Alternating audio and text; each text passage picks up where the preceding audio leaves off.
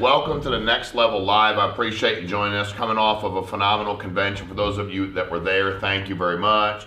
For those of you that maybe just joined us or weren't able to make it, good news is we'll do it again in a year. To go through our chronologically, like what we had in attendance, I mean, let's just say we started our first event 5 years ago with a couple hundred people, and we had over 1,700 in Vegas. So by far the biggest event we've had.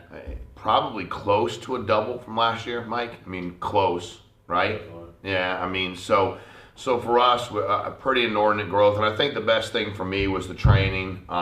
That's what we do it for. I mean, Tom Hegna was outstanding, right? Like, he was unbelievable. I mean, the lead, if you haven't seen it, when are we going to get those videos out, Mike, and some of the stuff that we have for? A few weeks. So a few weeks we'll have the breakout session, some videos from the lead seminar. I mean, that, like, it's kind of funny. Conrad said it to me, Conrad Pawlowski, he said, you know what's funny, when we first started this event, the annual convention, the lead seminar, Mike, was kind of like, well, we did it, but it was like after all the training, right? We did it early, but it was like, hey, let's add this in. And now he's like, that phone script stuff and what they were talking about with the leads was some of the best training that we had the entire weekend. So we're also going to do in-home next year too. We've had some people that said, hey, listen, outstanding. I'd love to see some more in-home, maybe some role play. So we're going to do that. We got some phenomenal people. We'll have some that you've heard from, and then some newer agents. I think that was a big part of the lead seminar too, is just hear the agents in there. Some have been around for a couple months, just talking about the way they approach leads. Just how serious they're about it, and how they weren't deterred from whatever the client said didn't matter. How they were avoiding objections and dealing with them, and how they're booking so many appointments. EverQuote's been unbelievable. We've obviously had a lot of people that are already using it. We come back from convention, that's gone through the roof. There's phenomenal deals, and a lot of you are already aware of all that. And we have our phenomenal pricing, which has been great for Family First Life. Facebook leads, and we've heard a lot about the secure agent leads, not just the final expense, but also the mortgage leads. That's been great. John Hancock's been released. So, I mean, you can write the product, Mike. Like, you can go on, and I mean, we've had people that are just talking about looking at the Vitality platform. We're talking about how amazing that really is and what it does for the clients. That's been great. It's a great name, great company. They were there in full force, so we appreciate them. And obviously, Americo's 8%. Our goal is to hit 50 million paid with Americo this year and get 4 million and 8% bonuses given out to agents. Wouldn't it be awesome to have 4 million additional dollars after the agent's been paid for selling, paid if it's an override, paid if it's a renewal on that product, and then also have that money given out extra. So phenomenal. Reliance Shield, they were at the training. We've had a lot of folks that have come back and said, hey, I need identity theft protection. I should have it anyway, and I wouldn't mind getting paid on what I'm doing and getting paid every year as we're moving on. It's like, I love when Tom Hegna said that. Oh, you don't like annuities, huh? Well, call the Social Security Department and tell them to stop sending you a check. Like, that's a form of annuity. Call your pension, your old company, tell them to stop sending that. That's a form of annuity. So many things that I got out of it. The speakers were unbelievable. So really just appreciate what everybody did, and I want to kind of move off of that to what we have some phenomenal training here, and I'll turn it over to those folks in a minute, but really just focused on what 19 looks like for you. Now we're a month and a week in or so. I mean, really the year's yours. It really hasn't. I mean, it started, but you're here, you're present. It's really just one of those things that what's great about being an independent contractor is you have complete control of it. But what the magic is for me is getting up that hill. Like, when I started and got my license, it was selling 6, 7, 8 grand a month, 9, then maybe you go down. So it was, how fast can I get to that $20,000 a month? I think once you get that $20,000 a month and you're consistent in it, when you saw the amount of people that we gave awards to, it's funny when I was telling Americo where we're starting, they're like, God, that's, first of all, great, recognize many people want, but my goodness, they couldn't believe that some of these people, I saw some of the posts people put up, and they're like, I wrote 200, I think it was Chadwick was one of them, I issued X amount, and I was still this number in the company. Like, he'd been number one in a lot of, or most companies out there, so, which is great to have, that many people that are working that hard to protect that many families. But really just to sit back and figure out, as we're moving forward, what is it you're going to do differently? And I'll say this for a few minutes here, and then pass it over to Andrew and some of his folks. What I've learned about business is when you can get great at the little things, I'll give you a few little things. If you're great at them, 2019 will be the best. I mean, I don't know your histories, but will probably be the best financial year you've ever had. And I know that a lot of times we look for something that's got to be so deep. Like, everything's got to be so deep, or somehow we don't feel gratified in doing so. I mean, I think that's the thing about sports. I mean, I think the guys or girls, for that matter, play basketball. The ones that realize that shooting thousands of free throws a week Well, it may not be the most glorifying thing in the world. If you can do it, and you hold yourself to task, and it may not be the most amazing thing in the world to do, but you'll become great at it. It's just repetition. And for us, I think a big part of what we do, we've been talking about this in smaller groups coming out of the convention, is we kind of got a lot of folks committed to getting up in the morning at 5 a.m., right? Like if you could just get up at 5 a.m. every morning, and then some people go, well, I get up at 5 a.m. sometimes, I have this to do, with the kids, but I mean, if it was just, you were 7 days a week, get up at 5 o'clock. First of all, when you start getting up, it becomes habit, right? It's power of habit, you can do it. But if you could just imagine hitting the ground running in the day, I think a lot of independent contractors, if we could peel away the onion and look at how many hours they work, a big part of that would start with where they're at in the morning. And I also think that starts with routine. When you have a job, you have worth in the morning. Like when you're employed, your alarm clock goes off, you go in, right? You get ready for work, whatever that is whatever that includes for you, whether that takes a half an hour or 2 hours, I don't know. But you have some kind of validation every morning when you get out of bed. You've got somewhere to go. And then the weekends, usually folks that are, employees don't. So I think that's a struggle too with a lot of people who become independent contractors. It's because they don't have to be. See, that's the thing. You go, well, I don't have to be at anywhere. I'm like, I do. I'm an independent contractor. The minute I got my license and the minute I quit my job, I absolutely had to be somewhere at a certain period of time. See, I never spoke about my independence as a contractor differently than I did my job. I was very gratified, but I loved what I had, and I appreciate the fact that I was independent. But I never said, like people said to me, well, I don't have to be anywhere, it's hard. No, you do. This is your job. So that was, me, it was a thought process, it was a mindset. I believed that I had to be somewhere by 7 a.m. working. Whether that was dialing the phone down the street at a park or at a library, whether it was going to an office by 7 a.m., whether it was working on my pending business. Some of you work well at home. If you do, fine, but you have to be very honest with yourself. If you're not selling 20 grand plus a month and you're full time and you work out of your house, my hypothesis is you don't work well out of your home. That's probably a good way to measure that. If you're knocking out 30, 40, 50 grand a month and you're selling and you're making money and if you want to build a team and you're building a team and you're profitable enough to help them out and you work out of your house, keep doing it. All the power to you. You go, well, that's not good for people. No, if it's working for somebody, let them do it. Just because it wasn't good for me doesn't mean it won't be good for you. But at the end of the day, you have to ask yourself that. So I was somewhere by 7 a.m. every day ready to work. Whatever you're doing for your reading, you're working out, whatever it is, I was ready to go. And I think there's a big part of that. I was talking to a guy when I was in real estate. I said, Frank, you get up every morning when you put on a suit. Every morning, no matter if you have showings or not, appointments, you're in the office, phone duty. And he said, Sean, it just makes me feel like I'm a real businessman. I get up early, I get changed, I'm ready to go, I'm dressed for the day.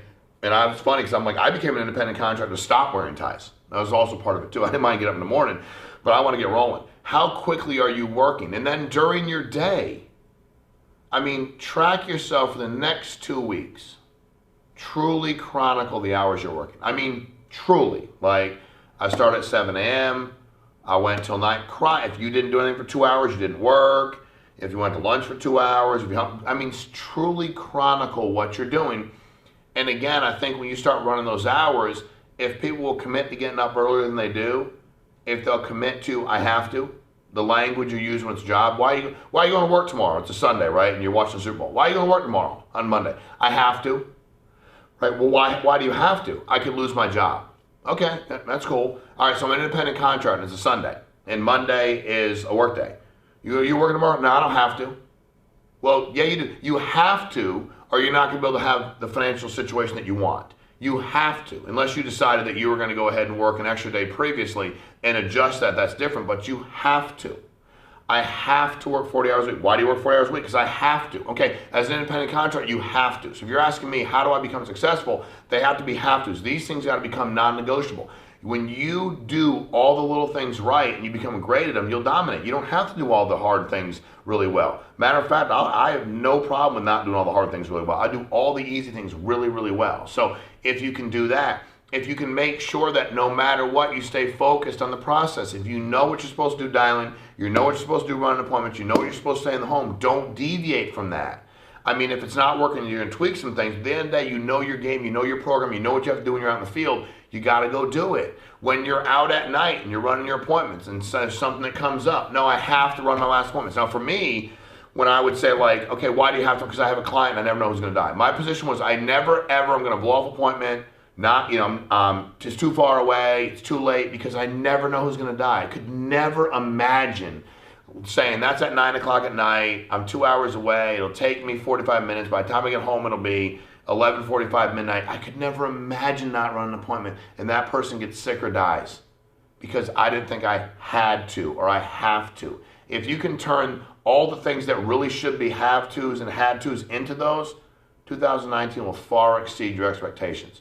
Andrew Taylor, the group you had on stage at the lead seminar was outstanding, and I'm going to turn over to him so you can hear from some of his producers, and a lot of them are newer, and what they're doing, yes, what took away from convention, but also some in-home tips and some things that will help make you much more profitable. Let's make it a big week, a great month, and a phenomenal year. It's your time, all in, but it's have to. I appreciate it, guys. It's all yours, Andrew. All right, good morning, everybody. My name is Andrew Taylor. Thanks for joining us today. I'm the guest host for the Next Level Call. We have an exciting topic, and we just came off of a really exciting event. We had our national conference, and I just want to take a minute to thank Sean Mike and Family First Life because they paid for the event 100% for the agent, so it was free. And I got a call today, and the guy goes, dude, that event changed my life. And he goes, I paid $10,000 for an event last year, and this one was way better, and no one charged me for it. That's crazy. And I was like, that's pretty awesome. So I just want to thank Family First Life, thank the staff. They worked like 24 hours straight every day there. Everybody pitched in. It was an awesome event, and look forward to growing again this year and continuing to break records every month. I have three special guests with me. We have Brittany Smart, Elaine Flinchbaum, and Brittany Hall. And today we're going to talk a little bit about the in-home presentation. So at the conference, everyone loved hearing about the leads and how to call them and what to say. And so we decided to take it a little step further and go through what we do in the in-home. Before we do that, I want to introduce them and have them tell you guys a little bit about themselves and what they did to start with Family First Life. So Brittany Smart, we're going to start with you. What brought you to Family First Life, and how's it going? Good morning, everybody. Thanks for having me here, Andrew. Conference was amazing. The energy that was there, there was so much good feedback that I got from so many people that attended. It was just a really amazing event. And thank you, Sean. As you said, thank you, Sean, to all the staff. That was my first time attending, and it was something that I will never forget as being a rookie last year. So, and by the way, Rookie of the Year. One of them. Congrats. How much did you pay your first year last year? $213,000. Nice. Some change, yeah. So I was actually really, really skeptical about selling insurance. So before I came over to Family First Life, I worked for another insurance company, and I was pretty much like done with selling insurance. I was retiring, and a good friend of mine, Albert Lau, had said, hey, I found this insurance company. I really think that this is a good opportunity. I think you could do well here. And I was really skeptical. I really didn't have a lot going on last year. It was either come to Family First Life or move to Jamaica. So I actually put in a resume. Like, I sent my resume over to like 3 different companies, and they wouldn't hire me. So in Jamaica. Wow. So I decided to stay here. I thought you were just going on vacation. No, I wanted to move. So I decided to stay here, and it was the best decision that I could have made. Awesome. Were you reluctant, or were you fearful in any way before you came, and did you have any hesitations about anything? I was super hesitant. I drug my feet in the sand for the first 8 months. Honestly, if it wasn't for you, if it wasn't for Jack, if it wasn't for Albert, I definitely would have left. Flying to Connecticut in October, meeting Sean, that totally changed my business. But Jack called me every day. I quit on Jack 3 times, and he literally almost called me every day. And if he hadn't, I probably would have left. Wow, thank you, Jack. Yeah. Appreciate you, Jack. All right, Elaine, what about you? So I was first I want to say thank you, Sean, and the staff for putting on the conference. It was really amazing. I love seeing all the new agents that come. You leave there learning something that you knew. So, but I was really hesitant to start insurance. I originally thought it was really like a male-dominant industry, So that kind of kept me from... Clearly it's not. No, it's not at all. And that's one. So when I did start, and then I've been a stay-at-home mom for the last about 8 years. So I was scared to even get back into the workforce. But I'm happy that I did, and I honestly couldn't do it without Trey. So thank you, Trey. And how long have you been selling insurance for? For 4 months. So we got a year and a half with us, 4 months. Yes. And how's your experience been? What have you been doing per month?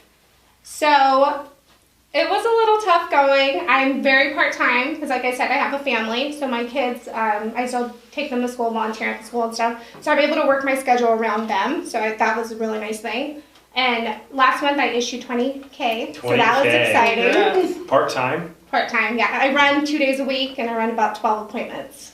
In the 2 days? In the 2 days, yes. Good for you. Yes. Can't wait to see what you do if you go full-time. Hopefully, soon. All right, cool. And Brittany, what about you? Yeah, I was skeptic. I came from, I was, working in a fire and water restoration company, managing that for the owner, and I was salaried, so my pay was the same every single week. I knew to the penny what I was getting paid, whether I worked 5 hours or I worked 40 hours. So coming into this where I was going to be, 1099, it was based off of, being in sales and stuff. I was extremely reluctant. I mean, it took me, 2 years before I finally made the jump into FFL full time.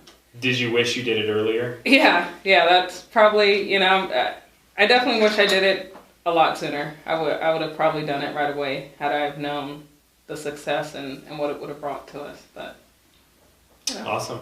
All right, so what we're going to go over today, I'm going to ask you guys some questions. The first one is about building rapport in the home. So a lot of new agents, they probably think like if they book an appointment, when they get there, what do they say and what do they do, And do you build rapport, like, do you pretend like you really like the stuff in their house, or what do you say when you get there?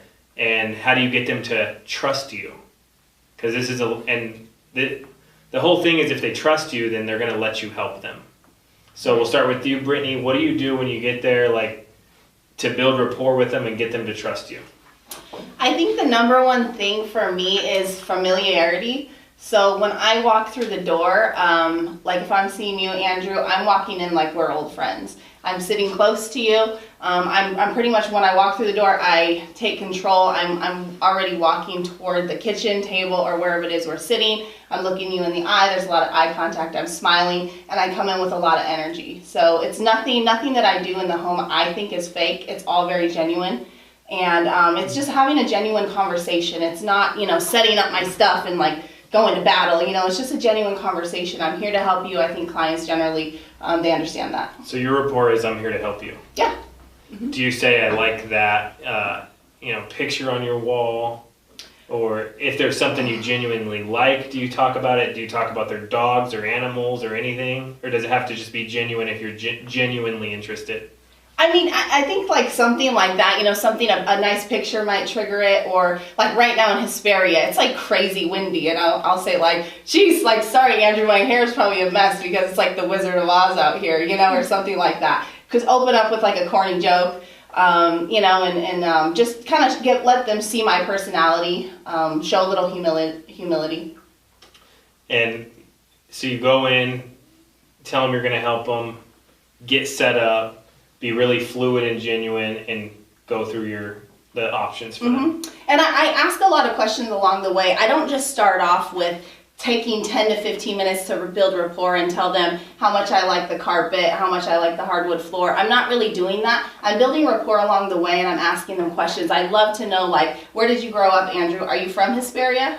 How many, do you have siblings? Are you married? How long have you been married? And I love sitting with a husband and wife, because one of my questions is always, okay, I'm dying to know, how did you guys meet? That's big. Okay, and then they look at each other and they're all starry-eyed, and they love to tell the story, and it kind of breaks the barrier between me as a woman coming into another woman's house. Maybe there's like a threatening type of aspect, and oftentimes not. Women are like really great and they can be really genuine, but sometimes there's cattiness, but it's just a way to kind of let them know, like, hey, I'm here on your side. I'm an advocate for you. I'm here to help you guys. And I always let them know that.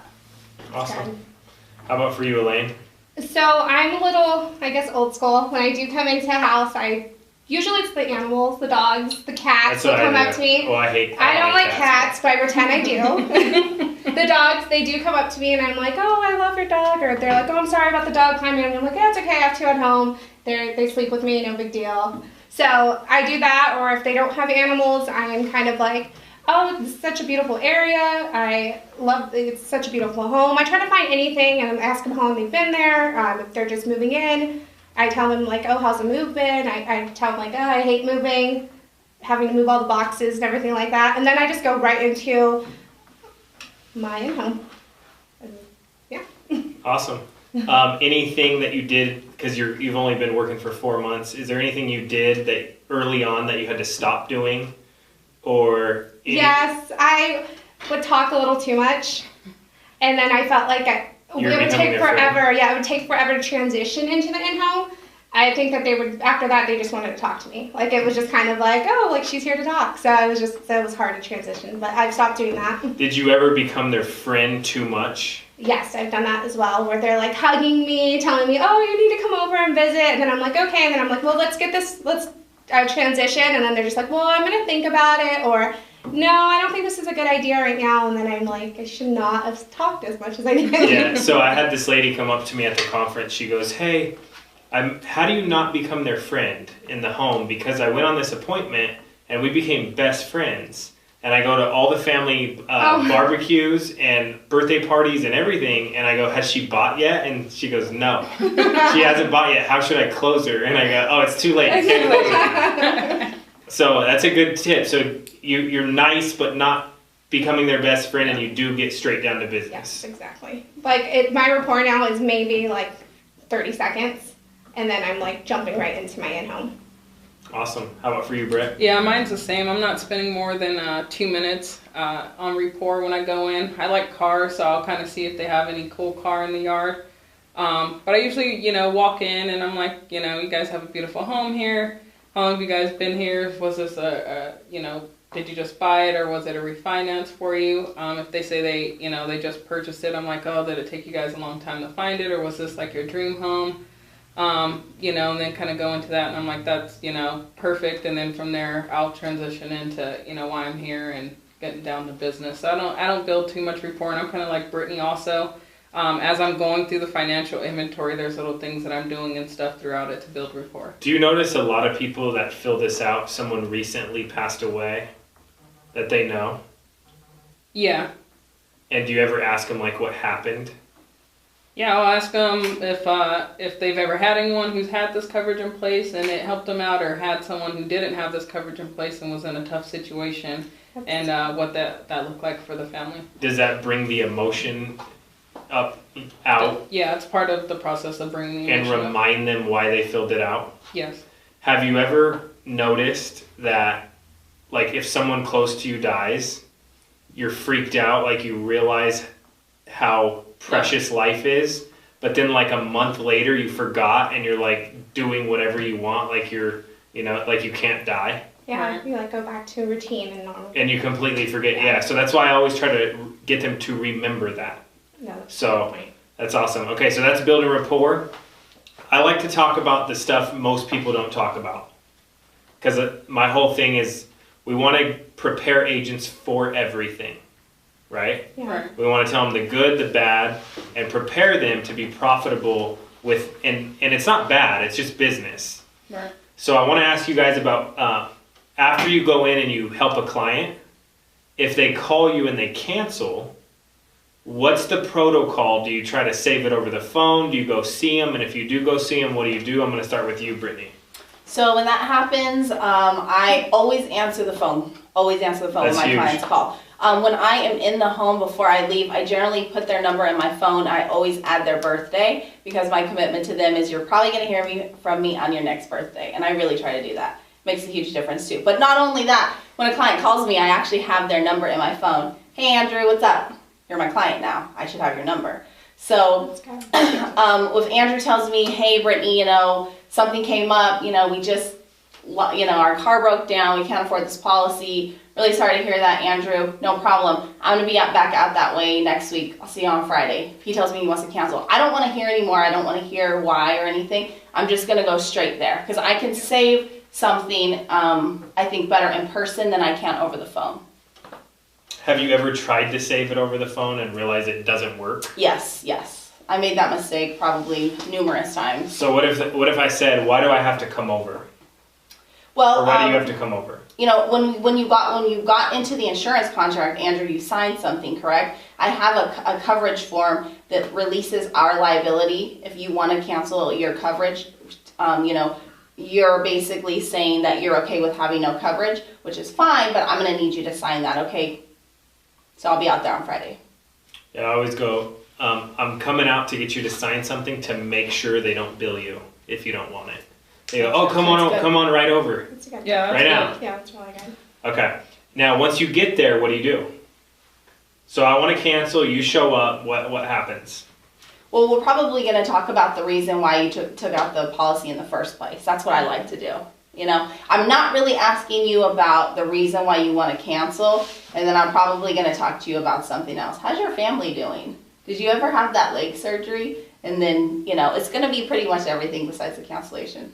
And then you bring it back up. Mm-hmm. Do you usually find that it's something different?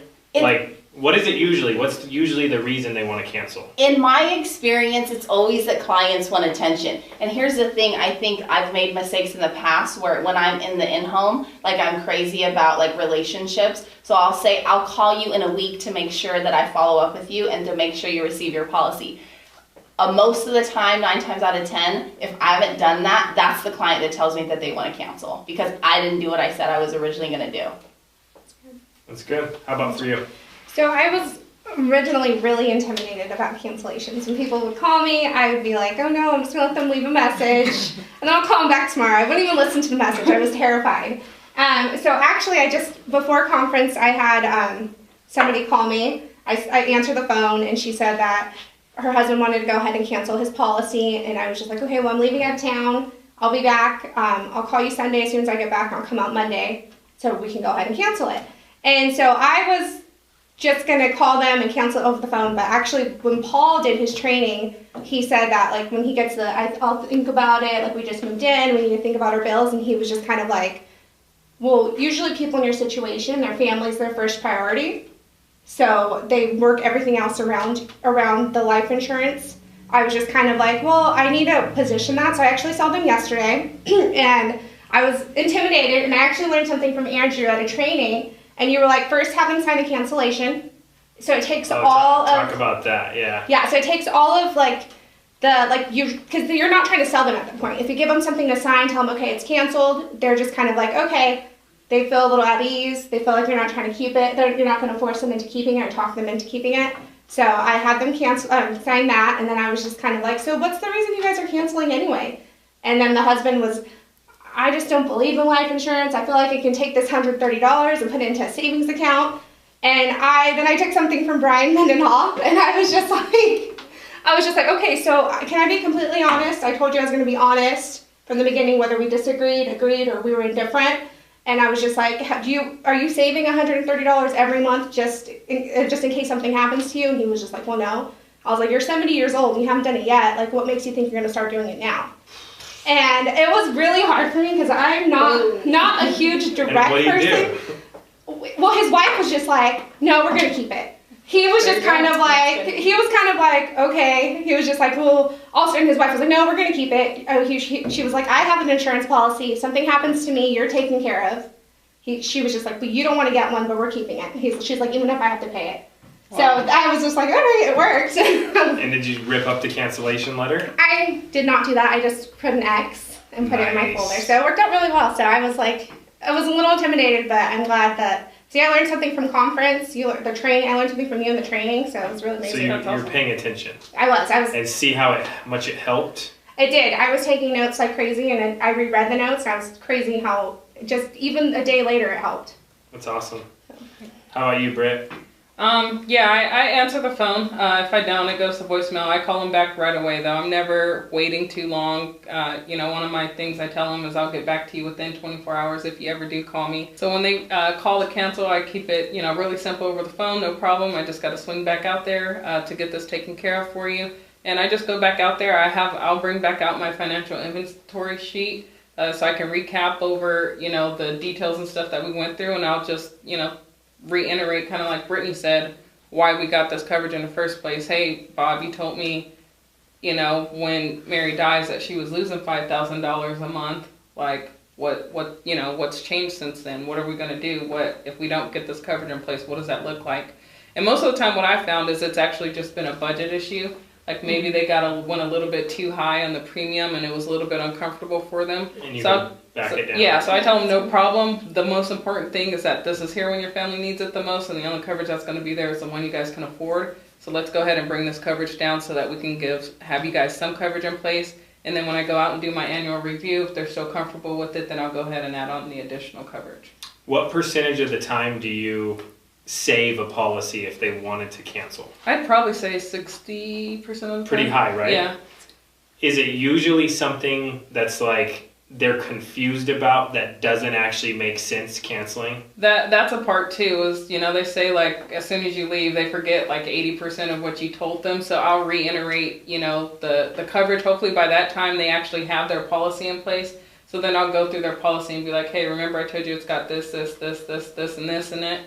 Because everyone just wants to, they don't understand the coverage, so I reiterate and go through it with them to make sure that they understand everything and that there's no questions. That's awesome. Very good. Yeah, that's really good. All right, so I'm going to ask a kind of a crazy question. Most people would try to hide this, but we've been talking a lot about telling everyone the truth and preparing the right way and teaching agents how to prepare the right way and teaching them what to expect. So one of my questions is, what's the biggest chargeback you've ever gotten? I don't know, like 3,600.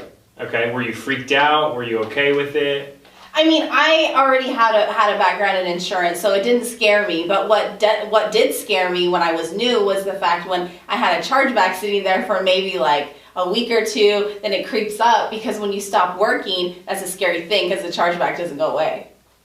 And so as long as you kept working, it wasn't a big deal for you?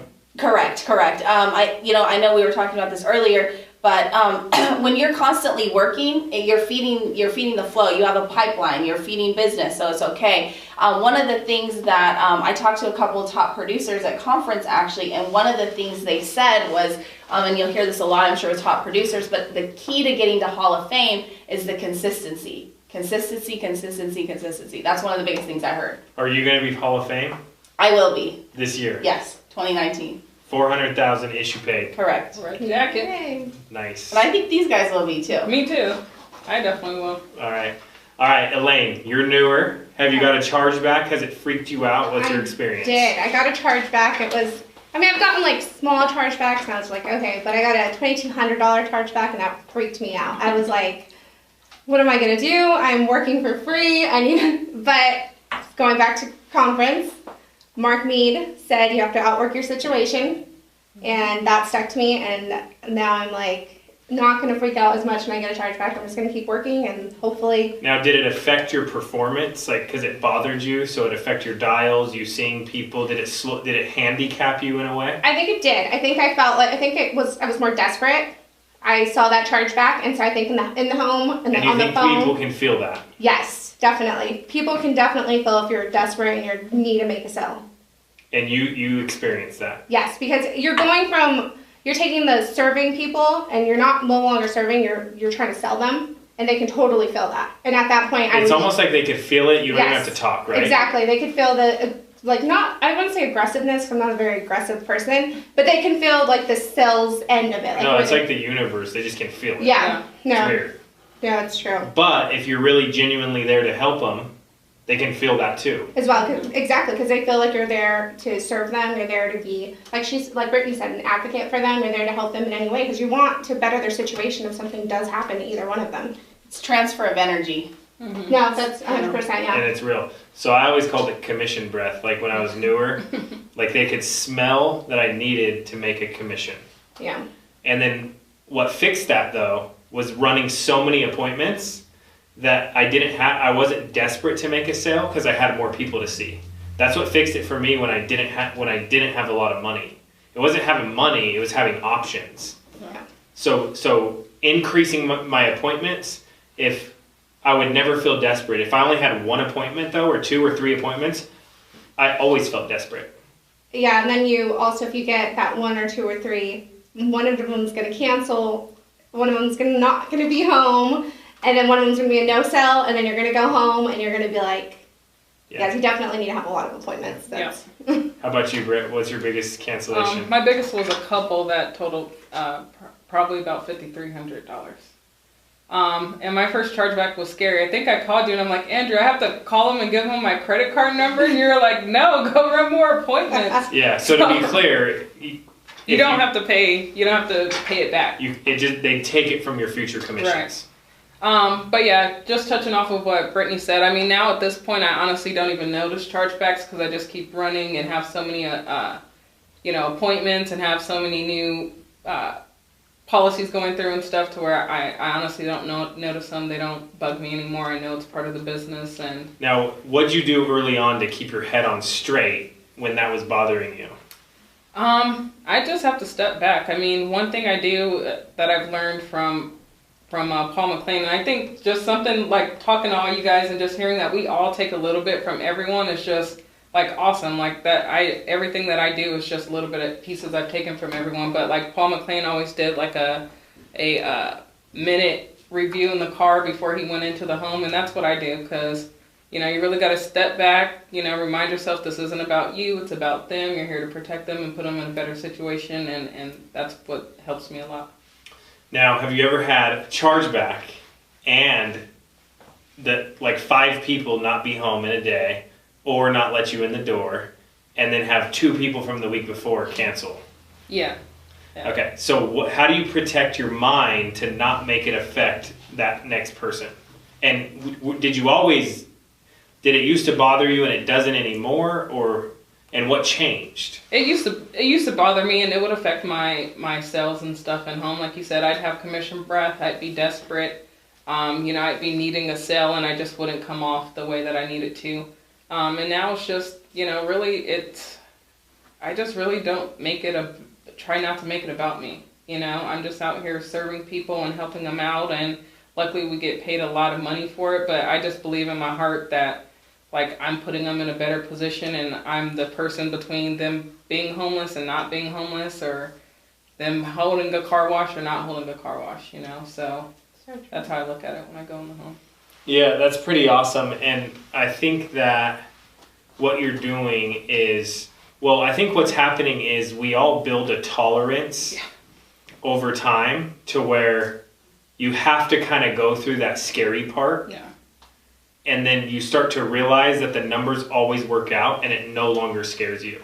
And the reason I like to talk about this is because I like agents to know, because a new agent came up to me at the conference. He's like, how'd you sell so much? And you're so good. You must be so good. And I'm like, dude, I got the same problems you do. I guarantee you I do. I have the same, bad thoughts. I could go, my mind can go to a dark place easily. I can go negative really fast. I have the same people telling me the same things. I have the same no-shows, but I just consistently do it. And over time, I've built a tolerance to where it doesn't bother me if somebody tells me no or cancels, because I know I did everything I could to help them. I go back and I save like 50% of them, and only around 20% of people cancel anyways, right? Yeah. But the ones that do, I go back and see them, and I do everything I can to help them. And if I did everything, I sleep well at night knowing I did everything, right? And the numbers always end up working out. So it's pretty cool to let an agent know it's okay to go through this. And my friend, I don't hang out with him that much anymore, but he was training drinking to go to Cancun for spring break, and every week he would drink a little bit more. So by the time he got there, he could drink more than anybody. So, and I was like, that's kind of like chargebacks for me. At first it was a big deal, and then my tolerance started getting built up, and it's no longer a big deal. Now I want to tell you guys this. I had a $28,000 chargeback. Okay. Now, I believe this was the best thing that ever happened to me. And the reason why is because once I went through that $28,000 chargeback, nothing could affect me anymore. Yeah, that's easy after that. Yeah, like what's going to hurt me after that, Yeah. you know? So it was actually the best thing that ever happened to me, because prior to that, I would go into homes and I'm like, if I could deal with that, like if someone wants to cancel, I just act like normal. It's very fluid and end up saving the policy. Yeah. Because they can tell I'm genuinely just trying to help them. All right, so I kind of want to tell you guys real quick before I ask you the next question, something funny. So an agent, Zach Luffles, is that how you say his name? Zach Luffles? Sure, yeah. Okay. So he's hilarious, but I Yes. heard him telling a new agent how he sells Facebook leads, and one of the Facebook ads on the computer, it's a lady crying over a casket, okay? And he's like, yeah, I buy the ones where the lady's crying over the casket, and when I get there, I say, hey, ma'am, or Mr. or Mrs. Smith, whatever, if you guys don't get this, she's gonna be crying over a casket. And if you do get it, she's going to be on a cruise. That's pretty simple, and that's really good. That's good. All right, so the next thing I want to ask you guys is, what do you, like when you get in the home, you show them everything, how do you get them to pick an option that you showed them? Like, what do you say to get them to go, oh, that one works for me, or whatever the situation is? What's that transition there for you? So I write everything out on paper, and I'll show generally 2 to 3 options. Usually it's like 2 options for mortgage protection, and I'll go over the protection, make sure they understand how it works, and then I write out the living benefits, and I usually go pretty hard on the living benefits and explain a lot of that.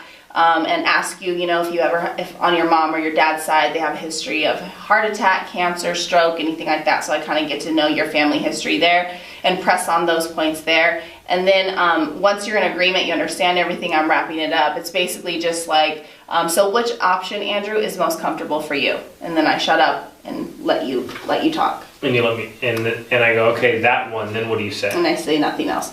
So after that option, okay, driver's license and bank information.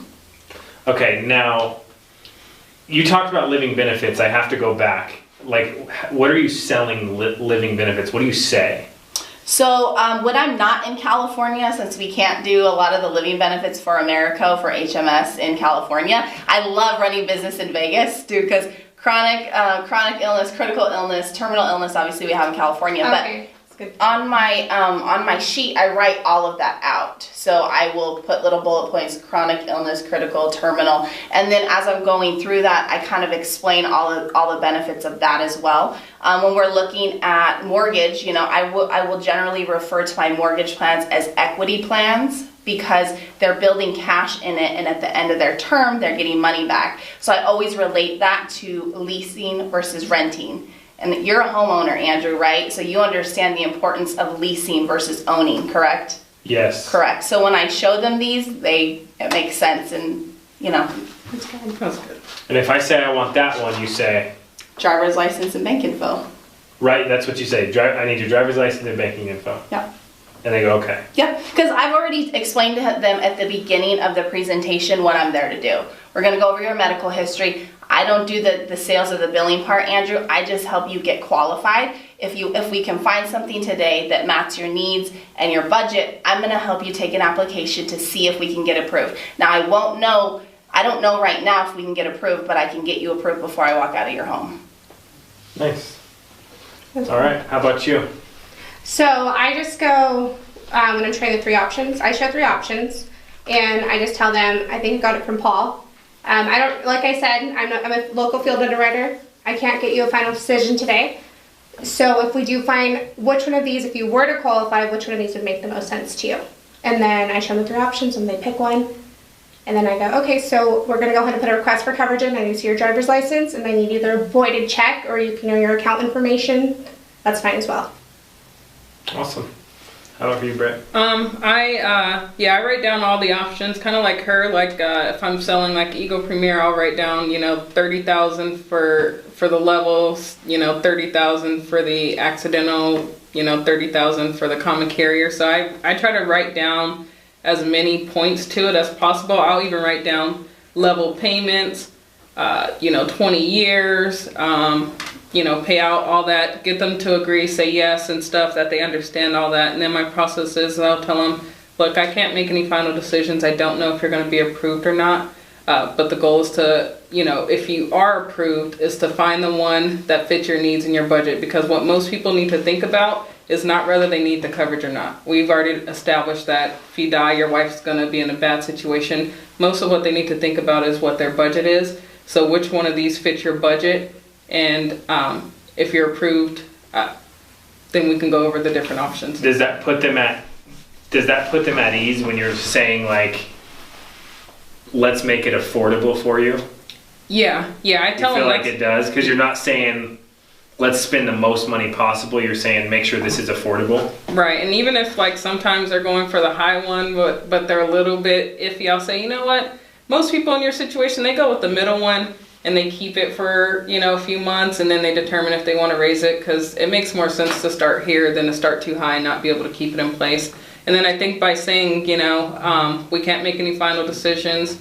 And then by saying, by taking that off the table, like most people need to think about it. It's not whether they need the coverage, it's usually budget issues. That's helped me release a lot of that I need to think about it option, because I just literally told you need to think about it, so.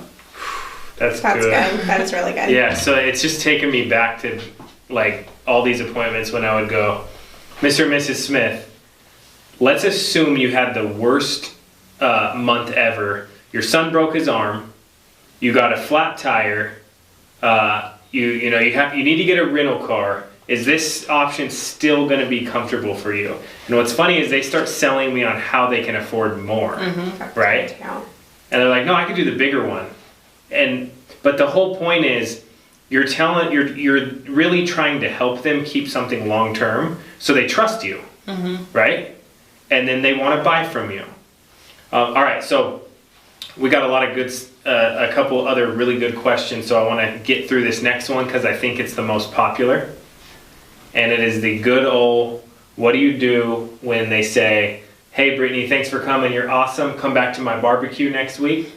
You're part of the family now, but we need to think about it. I actually hate barbecues, Andrew. Yeah, we need to do this today. Is that really what you do? Yeah. No, I'm just kidding. Well, I kind of want to know, like, okay, we've been in agreement so far, Andrew. You understand how not having this impacts your family. You obviously knew that you guys really needed this when you sent in the form. So what is it that you need to think about? So generally I'll ask open-ended questions because I want to know what's going on in your head. And a lot of people I've realized won't tell me it's the money. It's like really the money number one, but it's like the fifth or sixth thing they're going to tell me until we finally just have a conversation. And usually it's just a conversation. Do you ever say, is there anything you can reallocate, like money you spend at the gas station every week on snacks or beer or lotto tickets, or is there anything you can not spend money on so that you can do this because we've established how important this is Absolutely, for you? that's really good. Mm-hmm. So you do kind of paint that picture for them? Yep. Now, if you're using the return of premium, do you go, hey, this is a savings account anyways? Yep. Yeah, so this client that I had a few weeks ago, he goes, well, I'll just save that money because I want access to it. And I go, okay, how much money do you have in savings? He goes, about, 2,000. And I go, okay, you're 52. So this is actually good for you because you don't need access to your money because you need it for when you retire. Yeah, that's right? true. So this is actually good for you that you don't have access to the return of premium. And he's like, you know what, that's a good point. I need to put money aside that I can't touch. Mm-hmm. He goes, let's go ahead and do this. Aside from the protection, he's saving money with the return of premium option. And it is true when clients sometimes give you that objection of I need to think about it. Sometimes we haven't done our jobs and really identifying what it is you really need. Maybe I'm overshooting the moon, or maybe I'm not even showing you enough coverage and you're underwhelmed. So really understanding what a client needs is really going to help at that end when you're closing to not get that.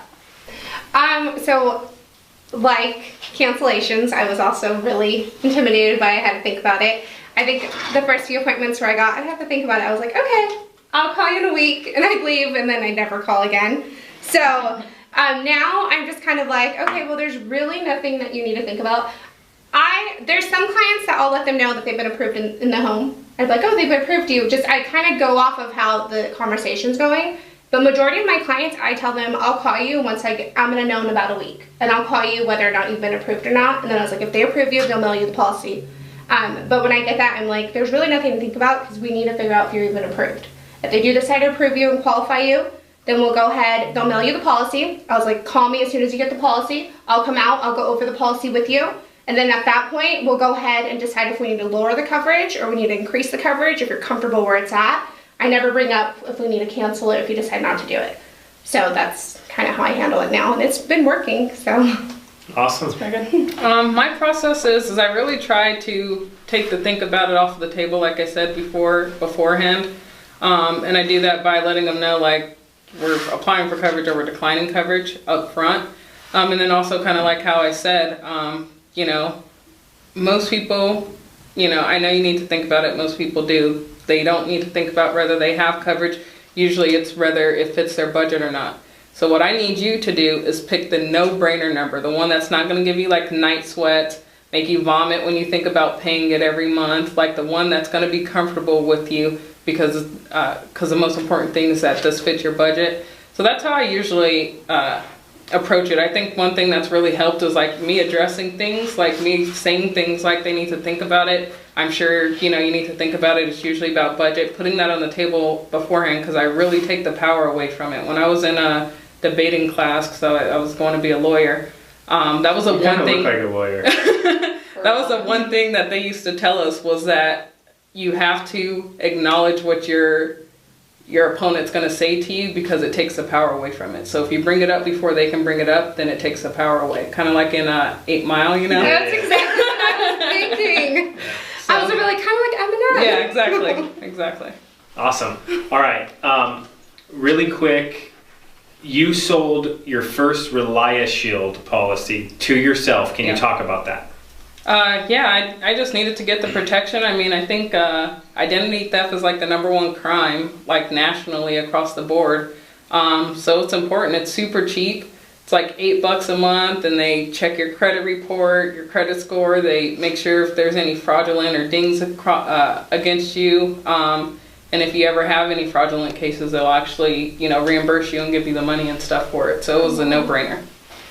And it's 50% off if you're an agent to sign up. So they'll actually send you 50% of your money back if you sign up as an agent. Mm-hmm. Can you talk really quick about how to actually write one? What's the process like? How simple is it? It was really simple, actually. All it asked for up front was my name, date of birth, and the debit card or credit card that I was paying with, and then it sent me an email, and then from the email I just logged back in and entered in my social. You can enter in whatever information you want, so you can put your driver's license number on there, your social. If you're doing the family plan, it'll send an email to your spouse if you want to add your kids on there. But it was literally like 5 minutes. It was the easiest thing I've ever done. And how are you going to add that in the in-home to help your clients? I'll just tell them, I'll ask them, you know, have you had anyone who's been a victim of identity theft, whether they've had like their debit card, you know, stolen or account number or anything? I'm sure we all have. I mean,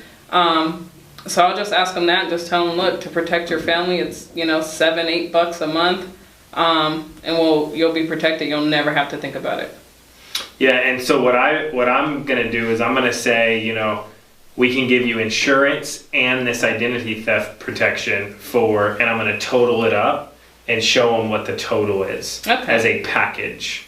And the reason is because, number one, a lot of people need it. Number two, it's not that much extra money, and it actually brings more value to what you're giving them, right? Yep. And so I signed up myself. It's very, very easy.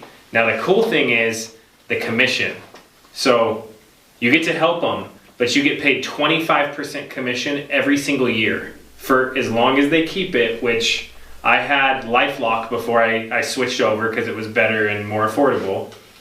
I had LifeLock, and I've had it for years and years and years and years, and I would never cancel it. It's $8 a month. Wow. Now it's $8 a month, but you can get a family plan. You can add your kids. It can be $50 a month for everybody, and well worth it. And it also does certain things. It monitors your kids' social media, not social security.